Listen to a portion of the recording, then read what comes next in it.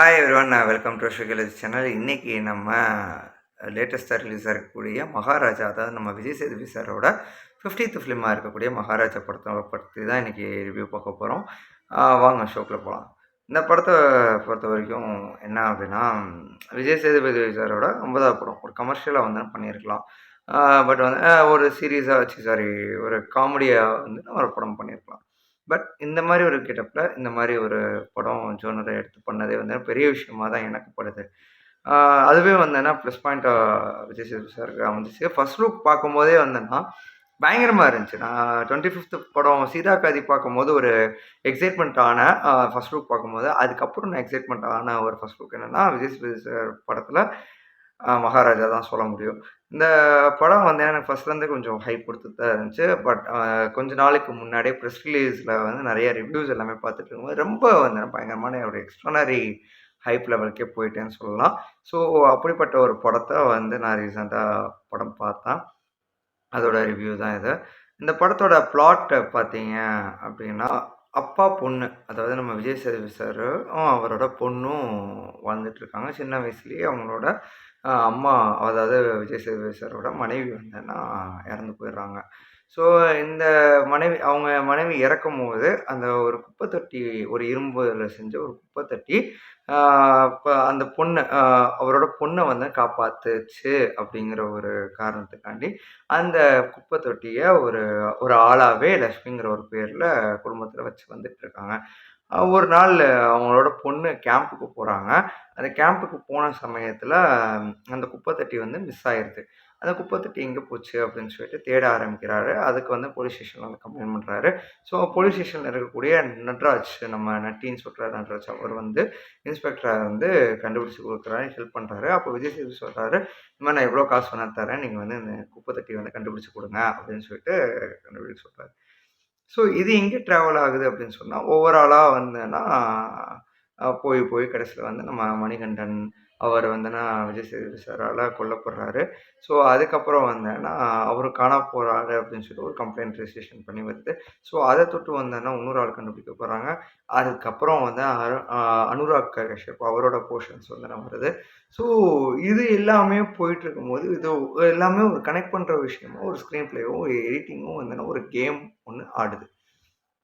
ரொம்ப கிரிப்பியாவும், ரொம்ப எக்ஸைட்மென்ட்டாவும், ரொம்ப வந்து ஃபாஸ்ட்டாவும் வந்து படம் மூவ் ஆயிட்டுருக்கு. கடைசியா வந்து அந்த குப்பை தொட்டி கண்டுபிடிச்சாங்களா?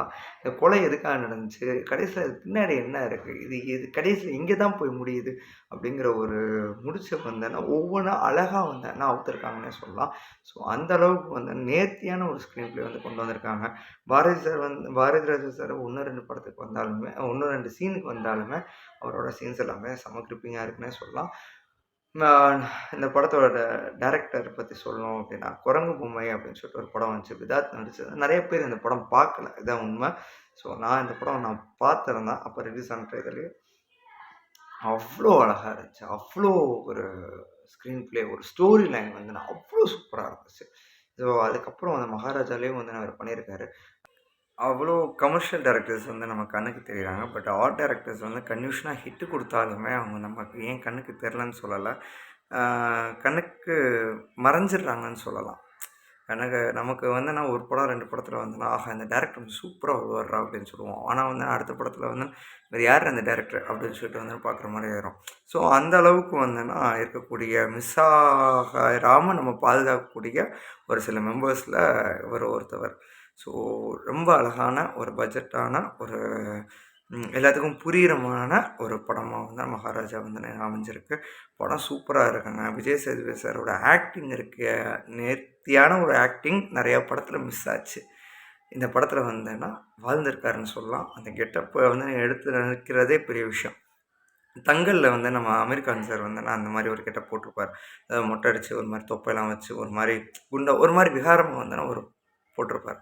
ஸோ அத பார்க்கும்போது அமீர் கான் பார்க்கும்போது, "அமீர் கானாடா இது?" அப்படிங்கிற ஒரு ஷாக்கிங் வந்துன்னா, அவ்ளோ பெரிய ஆக்டர் இந்த மாரி ஒரு கேரக்டர எடுத்து பண்றது பெரிய விஷயமா இருந்துச்சு. ஸோ அதே மாரி மகாராஜா வந்துன்னா எனக்கு ஒரு ஃபீல் ஆச்சுன்னே சொல்லலாம். ஸோ படம் சூப்பரா இருக்கு. போய் பார்க்காதவங்க கண்டிப்பா போய் பாருங்க. மஸ்ட்டு, மஸ்ட்டு, மஸ்ட்டு பார்க்கணும். இரட்டான்னு சொல்லிட்டு ஒரு படம் வந்துச்சு. அந்த அந்த படம் நான் வந்து சொல்கிறேன் அதுக்கப்புறம் என்ன அப்படின்னு சொல்லிட்டு. படம் பார்க்கும்போது அவங்களுக்கே தெரியும். மலையாள படத்தோட கிளைமேக்ஸ் மாதிரியே எனக்கு ஒரு ஃபீல் ஆச்சு. பட் இந்த படத்துக்கு வந்து இந்த மாதிரி கிளைமேக்ஸ் இருக்கிறது தப்பு கிடையாது. ஸோ அதனால் கண்டிப்பாக இது பண்ணலாம். அனுராக் கஷ்யப் சார். ஸோ எனக்கு வந்து நான் ஒன் ஆஃப் த பிடிச்ச ஒரு டைரக்டர்னு சொல்லலாம். தென் ஆக்டர்னே சொல்லலாம்னு வச்சுக்கங்களேன். ஒரு ஈவிலான ஒரு சப்ஸ்டன்ஸை வந்து நான் ஹேண்டில் பண்ணுறதுக்கு சூப்பரான ஒரு ஆளாக வர அமைஞ்சிருக்காரு. ஸோ எனக்கு ரொம்ப பிடிச்சிருந்துச்சி. அவரோட ஆக்டிங்கும் ரொம்ப இதாக இருந்துச்சு, நேச்சுரலாக இருந்துச்சு. அபிராமி மேம் ரொம்ப நாளுக்கு அப்புறம் படம் பண்ணுறாங்க. ஸோ பார்க்கும்போது அவங்களும் ஒரு ஒரு சின்ன போர்ஷன் வந்தாலுமே நல்ல ஒரு நேர்த்தியாக வந்து பண்ணியிருந்தாங்க. கிளைமேக்ஸ் ட்விஸ்ட்டு என்னான்னு சொல்லிட்டு ஃபஸ்ட்டு நான் ப்ரிடிக்ட் பண்ணியாச்சு. பட் அதை படத்தோட பார்க்கும்போது நல்லா இருந்துச்சுன்னு சொல்லலாம். அந்த ஆக்டிங் எல்லாமே வந்து சூப்பராக இருந்துச்சு. ஆக்டிங்கு, எடிட்டிங்கு, டைரக்ஷன், மியூசிக்கு ஸோ இது எல்லாமே வந்துன்னா பர்ஃபெக்டாக அமைஞ்சிருக்க படம் தான் மகாராஜா. பார்க்காதவங்க கண்டிப்பாக போய் பாருங்கள். பார்த்தவங்க எப்படி இருந்துச்சு அப்படின்னு சொல்லிட்டு உங்களோட எக்ஸ்பீரியன்ஸ் வந்து ஷேர் பண்ணிக்கங்க. இதை முடிச்சு நான் கிளம்புறேன். நெக்ஸ்ட் ஒரு நல்ல வீடியோ வந்து பார்க்குறேன். அதுக்கு முன்னாடி நம்ம சேனலை சப்ஸ்கிரைப் பண்ணாதவங்க சப்ஸ்கிரைப் பண்ணிடுங்க. பாய்.